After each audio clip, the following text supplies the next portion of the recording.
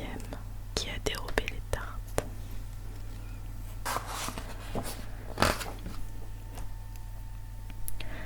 À l'arrivée du Griffon et d'Alice, le roi et la reine de cœur étaient assis sur leur trône, entourés d'une foule nombreuse, composée de bêtes de toutes sortes ainsi que des figures du jeu de cartes au complet. Les valets enchaînés se tenaient devant eux, encadrés par 2 soldats en armes. Près du roi se trouvait le lapin blanc, tenant d'une main une trompette et de l'autre un rouleau de parchemin. Au beau milieu de la salle d'audience du tribunal était dressée une table sur laquelle on avait posé un grand plat de tartes.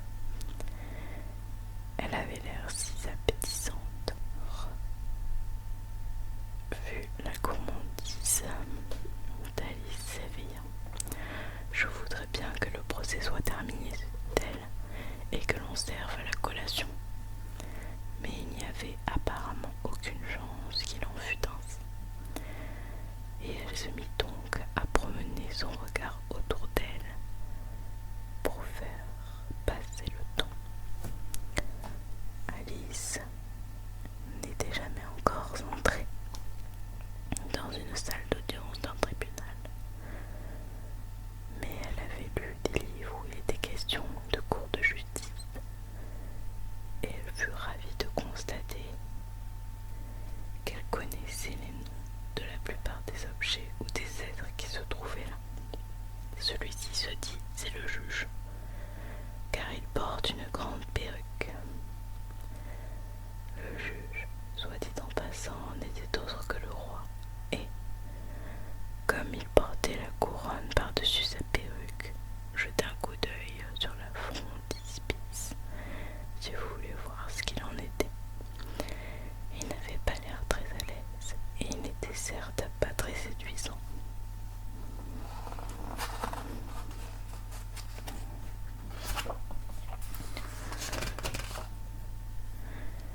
Et ici, c'est le banc du jury, pensa Alice.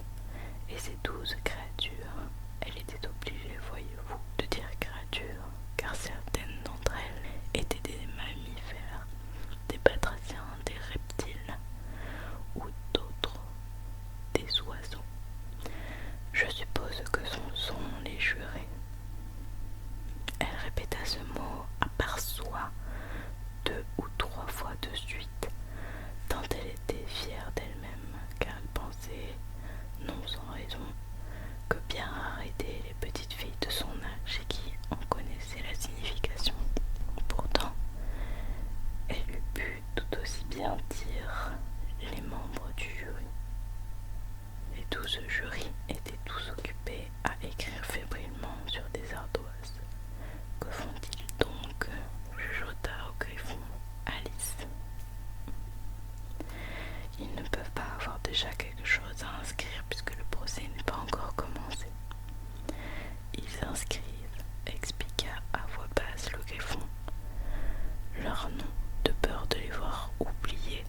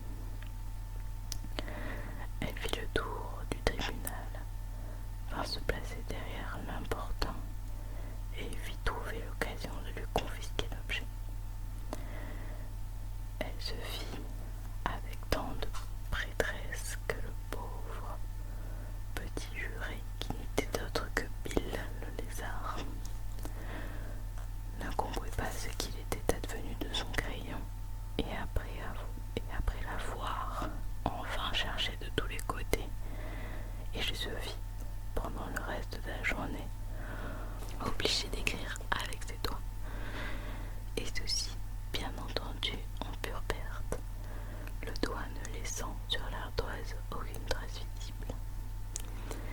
Héros, lisez l'acte d'accusation, s'écria le roi.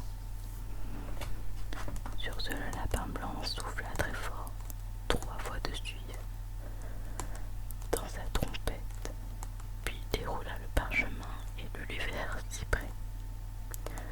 Notre reine de cœur, elle avait fait des tartes tout au long d'un beau jour d'été, mais le valet de cœur a dérobé ses tartes et les a toutes emportées. Préparez-vous à rendre votre jugement, dit au juré le roi. Pas encore, pas encore, protesta vivement le lapin blanc. Il reste beaucoup à faire avant d'en arriver là. Appelez le premier témoin, ordonna le roi. Le lapin blanc souffla 3 fois encore dans sa trompette et appela premier témoin. Ce premier témoin, c'était le chapelier. Il pénétra dans la salle, tenant une tasse de thé d'une main et de l'autre une tartine de beurre. Je demande pardon à votre majesté, dit-il, en manière de préambule, d'avoir apporté ici ma tasse et ma tartine, mais je n'avais pas tout à fait fini de prendre mon thé lorsqu'on est venu me chercher.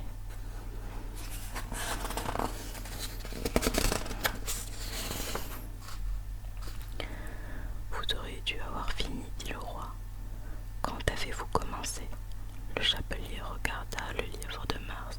Il avait suivi dans la salle d'audience, bras dessus, bras dessous, avec le Loir. Je crois bien que c'était le 14 mars. Le 15, rectifia le livre de Mars. Le 16, affirma le Loir. Inscrivez cela, dit le roi au juré, et ceux-ci s'empressèrent d'inscrire sur leurs ardoises les 3 dates, puis les additionner et de convertir le total en shillings et en pence. Ôtez votre chapeau, ordonna au chapelier le roi. Il n'est pas à moi, objecta le chapelier.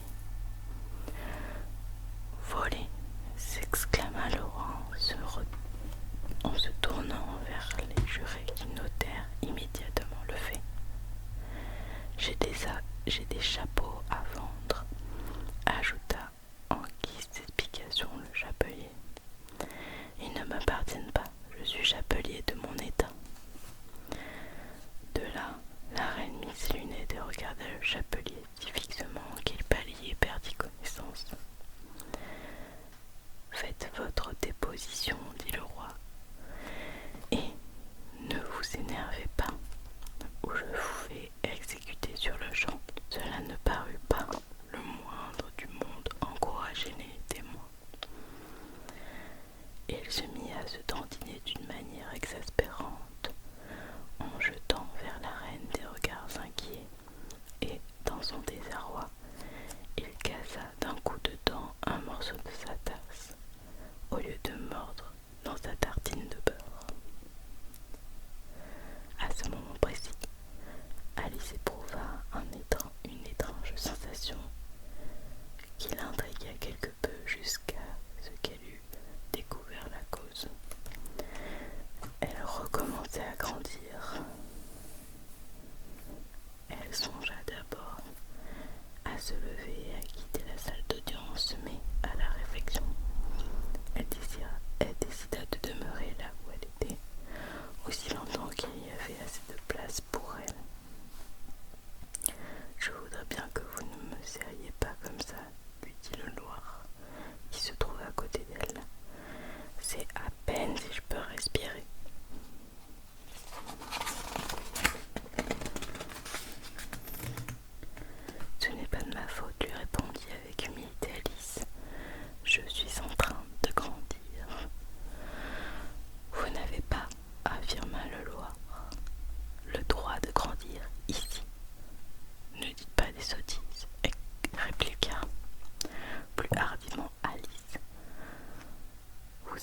très bien que vous grandissez vous aussi. Oui, mais moi, je grandis avec une vitesse raisonnable, répondit le Loir, et non pas de cette façon ridicule. À ces mots, il se leva, l'air maussade, pour aller s'installer à l'autre bout de la salle. Durant tout ce temps, la reine n'avait cessé de regarder fixement le chapelier et, tandis que le Loir traversait la salle, elle ordonna à l'un des huissiers: apportez-moi la liste des chanteurs qui ont pris part au dernier concert. En entendant cela, le malheureux chapelier se prit à trembler si fort que ses chaussures lui en sortit des pieds. Faites votre déposition, répéta le roi en colère. Sinon je vous fais exécuter, que votre carence soit due ou non à la faiblesse de vos nerfs. Je suis un pauvre homme, votre majesté, se mit à bredouiller le chapelier, et je n'avais pas commencé mon thé il y a une semaine environ de cela, mais il faudrait d'abord que je vous parle de l'amincissement des tartines de beurre et des scintillations du thé. Des scintillations de quoi? Demanda le roi. Dans cette histoire-là, tout commence par le thé, expliqua le chapelier. Bien entendu, tout commence par un thé, répliqua le roi d'un ton acerbe. Me prenez-vous pour un âne? Continuez. Je suis un pauvre homme, répondit le chapelier. Et la plupart des choses, par la suite, se mirent à scintiller. Seulement, le lièvre de Mars a dit: je n'ai rien dit du tout, se hâta d'affirmer le lièvre de Mars. Vous l'avez dit, répliqua le chapelier. Je le nie formellement, riposta le lièvre de Mars. Il le nie formellement, dit le roi. Laissons ce sujet en dehors du débat. Eh bien, en tout cas, le Loir a dit, poursuivit le chapelier en promenant à la ronde le regard inquiet pour voir si le Loir allait nier lui aussi. Mais le Loir ne nia rien car il était plongé dans un profond sommeil. Après cela, déclara encore le chapelier, j'ai coupé quelques tartines supplémentaires. Mais qu'a dit le Loir? Demanda l'un des membres du jury. Cela je ne m'en souviens pas, répondit le chapelier. Il faut absolument que vous vous en souveniez, fit remarquer le roi, sinon je vous fais exécuter. L'infortuné chapelier laissa tomber sa tasse et sa tartine et se mit à genoux en terre.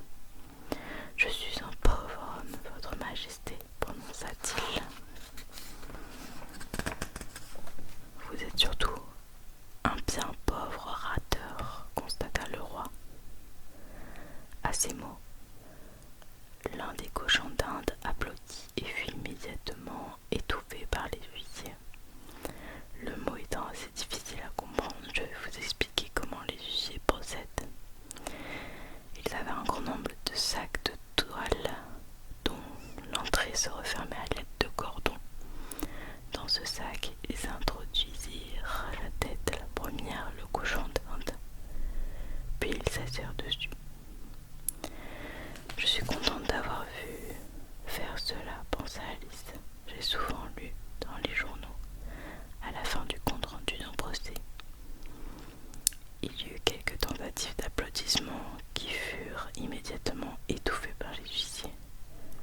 Mais jusqu'à présent, je n'avais pas compris ce que cela voulait dire. Si c'est là tout ce que vous savez de cette affaire, vous pouvez descendre, déclara le roi. Je ne saurais descendre plus bas, répondit le chapelier. J'ai d'ores et déjà les pieds sur le sol. Alors vous pouvez vous asseoir, répliqua le roi. Là-dessus, l'autre cochon d'Inde applaudit et fut lui aussi étouffé. Bon, nous voici débarrassés des cochons d'Inde, pensa Alice. À présent, cela va aller mieux.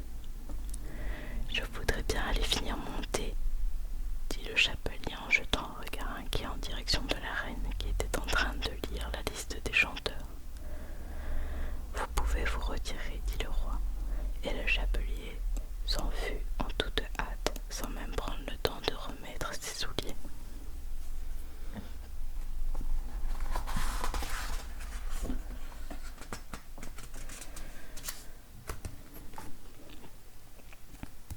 Et dès qu'il sera dehors, tranchez-lui la tête, recommanda la reine à l'adresse de l'un des huissiers.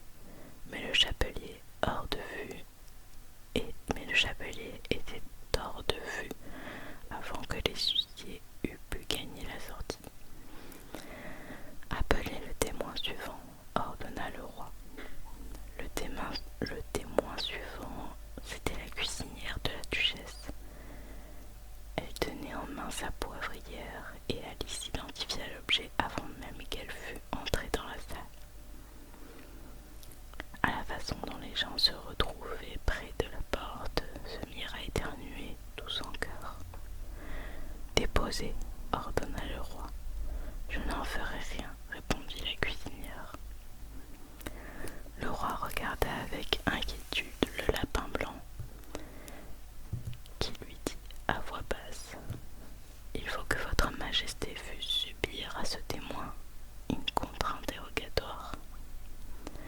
Eh bien, s'il le faut, il le faut, dit d'un air mélancolique le roi. Et, après avoir croisé les bras et regardé la cuisinière fronçant les sourcils, au point que ses yeux disparurent presque complètement, il demanda d'une voix grave: De quoi sont faites les tartes? De poivre, principalement, répondit la cuisinière. De mélasse, murmura derrière elle une voix ensommeillée. Prenez au collet ce loir, hurla la reine. Décapitez ce loir, expulsez-le, étouffez-le, pincez-le, arrachez-lui les moustaches. Pendant les quelques minutes nécessaires à l'expulsion du loir, le plus grand désordre régna dans la salle d'audience, et quand tout le monde eut regagné sa place, il fallut bien admettre que la cuisinière avait disparu. N'importe, dit le roi, l'air grandement soulagé. Appelez le témoin suivant. Et il ajouta à voix basse, à l'adresse de la reine: Vraiment, cher ami, il faut que ce soit vous qui fassiez subir au témoin suivant le contre-interrogatoire. À moi, cela me donne la migraine.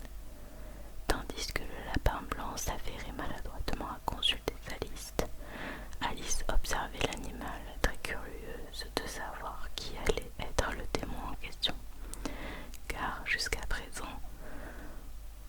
on n'a pas réuni beaucoup de preuves.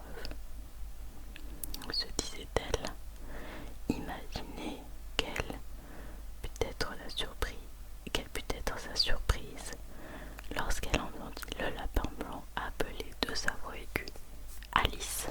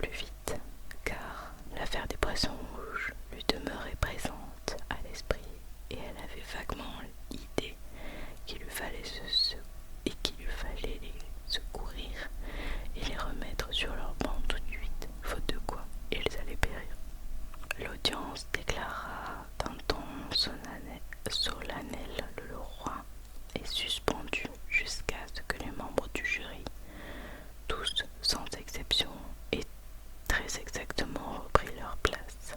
Tous sans exception, répéta-t-il, avec beaucoup d'insistance en fixant sur Alice un regard dénué d'aménité.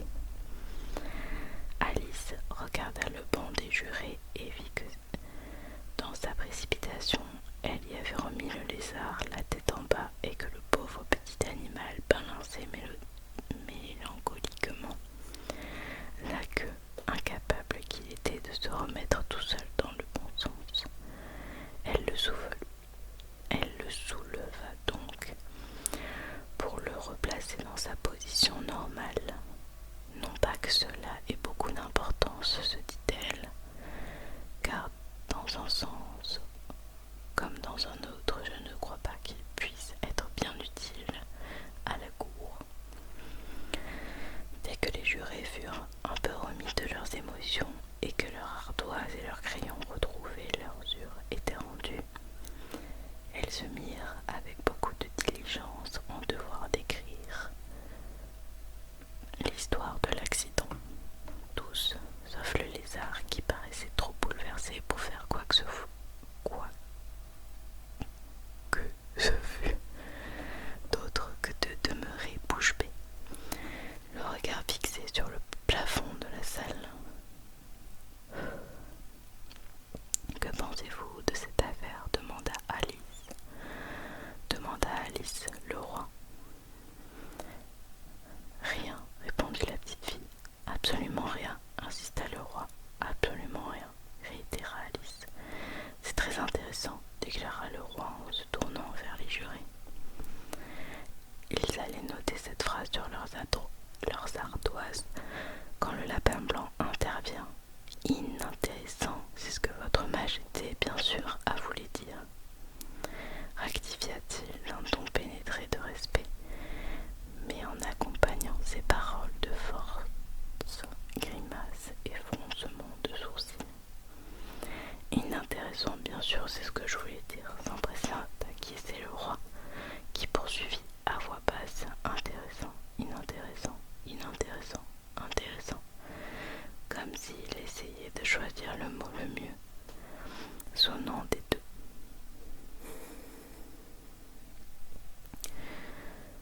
Quelques-uns des jurés notèrent intéressant, tandis que d'autres inscrivaient inintéressant. Alice put s'en rendre compte car elle était assise assez près d'eux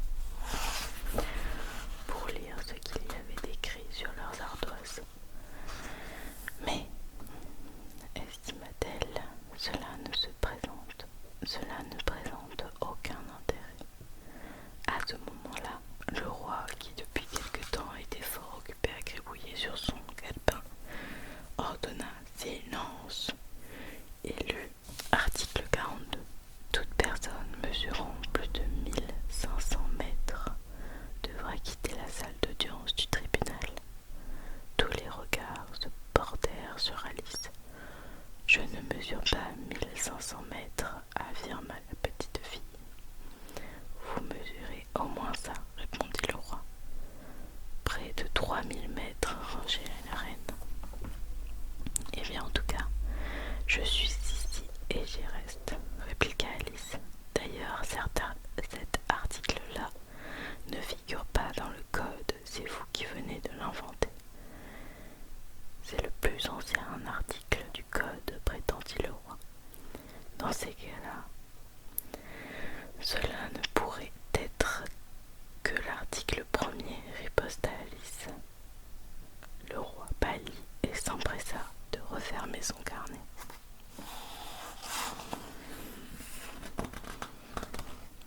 Délibérez en vue de rendre votre jugement, ordonna-t-il avec un tremblement dans la voix au juré. Plaise à votre majesté, il y a encore des pièces à conviction à examiner, se hâta de faire observer en se levant d'un bond le lapin blanc. On vient à l'instant de découvrir ce papier. Que contient-il ? Demanda la reine. Je ne l'ai pas encore déplié, répondit le lapin blanc, mais il semble que ce soit une lettre écrite par le prisonnier à quelqu'un. Ce doit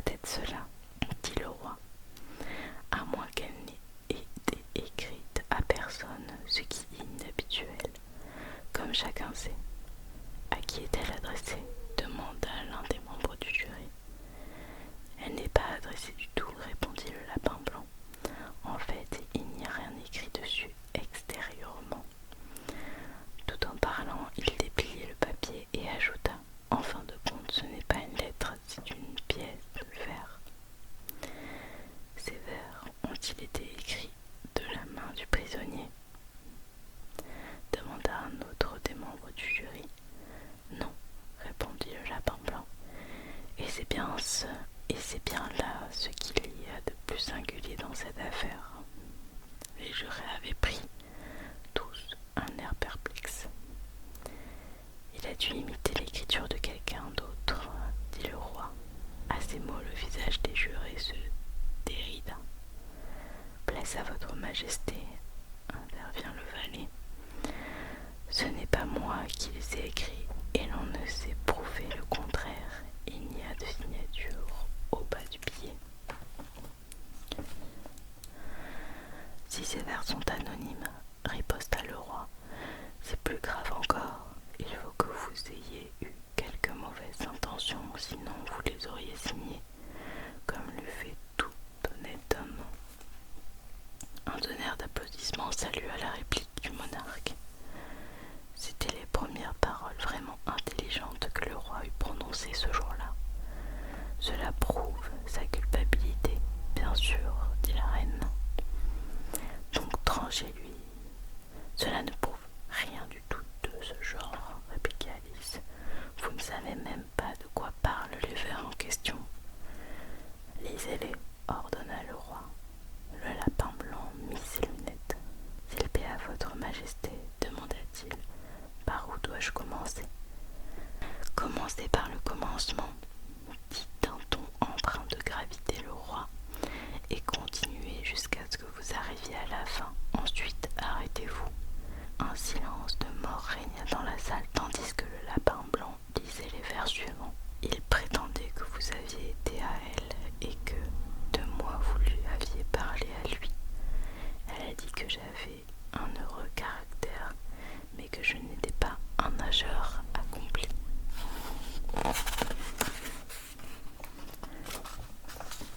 Il leur écrivit que je restais en arrière, et nous n'ignorons pas que c'est la vérité.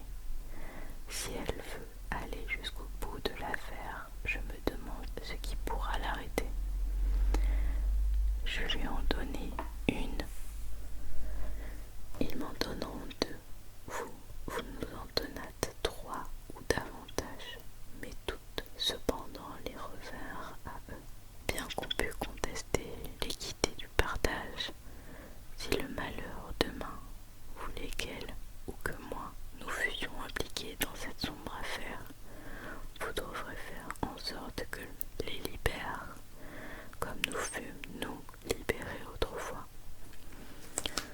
Mon point de vue était que vous constituiez, dès avant qu'elle n'eût cette attaque des nerfs, un obstacle fâcheux venu s'interposer entre nous et l'objet dont ces gens nous parlèrent. Ne lui avouez pas à lui qu'elle les aime, car tout ceci sans doute devrait demeurer du reste des humains à jamais ignoré. Un secret entre vous et moi-même. C'est là la pièce à conviction la plus importante dont il nous ait été donné la lecture jusqu'à présent, déclara le roi en se frottant les mains.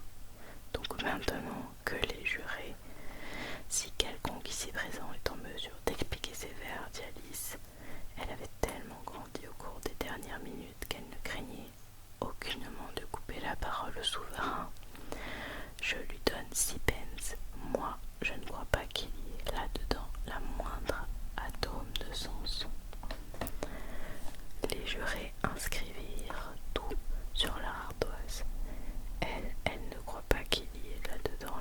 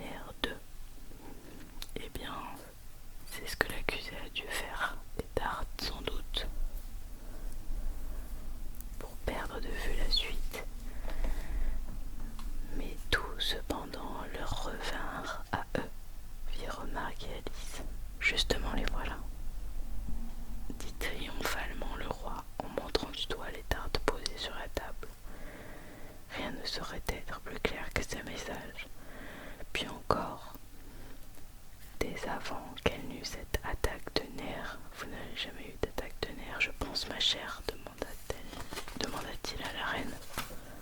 Jamais, répondit la reine. Furieuse, en jetant un encrier à la tête du lézard, le malheureux petit Bill avait cessé d'écrire sur son ardoise, ayant découvert que son doigt n'y laissait aucune trace perceptible. Mais il s'empressa de se remettre à l'œuvre en utilisant, jusqu'à ce qu'elle fût sèche, l'encre qui lui ruisselait sur le visage. Si vous ne craignez pas les attaques de nerfs, vous ne devriez pas non plus vous soucier des attaques d'un nerf. Autrement dit, d'envaler, déclara le roi en promenant son regard à la ronde avec un sourire. Il y eut un silence de mort. C'est un jeu de mots, précisa la voix courroucée du roi, et tout le monde éclatait de rire. Que les jurés délibèrent en vue de rendre leur jugement dit, pour la 20e fois peut-être de la journée, le roi. Non, non, s'écria la reine. La condamnation d'abord, le jugement ensuite. Mais c'est de la bêtise, dit à voix haute Alice. Condamner avant de juger, a-t-on idée de cela? Taisez-vous, ordonna la reine, les joues empourprées de fureur. Jamais de la vie, dit Alice. Qu'on lui tranche la tête, cria à tue-tête la reine. Mais nul ne bougea. Qui se soucie de vous et de vos ordres, dit Alice, qui maintenant avait retrouvé toute sa taille. Vous n'êtes qu'un jeu de cartes. À ces mots, le jeu tout entier s'envola dans les airs, puis vint retomber en désordre sur Alice. Elle poussa un petit cri, moitié colère, moitié frayeur, et des deux mains tenta de repousser l'avalanche de cartes.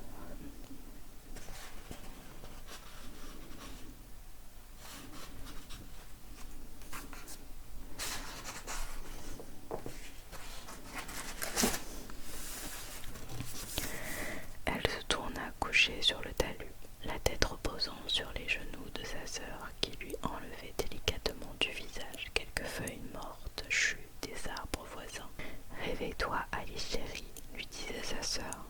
Vrai, quelle bonne somme tu as fait. Oh, j'ai surtout fait un songe bien curieux, répondit Alice. Et elle raconta à sa sœur du mieux qu'elle put se les rappeler toutes les étranges aventures rêvées par elle et que vous venez de lire. Et lorsqu'elle eut achevé son récit, sa sœur l'embrassa et lui dit: Ce fut là, certes, ma chérie, un rêve bien singulier. Mais à présent, va vite prendre ton thé, il se fait tard. Alice se leva donc et s'enfuit en courant, en songeant aux merveilles qu'elle venait de faire. Mais sa sœur était restée assise dans l'attitude même où elle l'avait laissée. La tête appuyée sur une main, elle observait le soleil couchant, en pensant à la petite Alice et à toutes ces merveilleuses aventures, si bien qu'elle aussi, elle se mit à rêver à sa manière, et voici ce que cela donne. D'abord, elle rêva de la première Alice elle-même. De nouveau, ses petites mains étaient jointes sur ses genoux et ses yeux brillants et vifs regardaient dans les siens. Elle pouvait entendre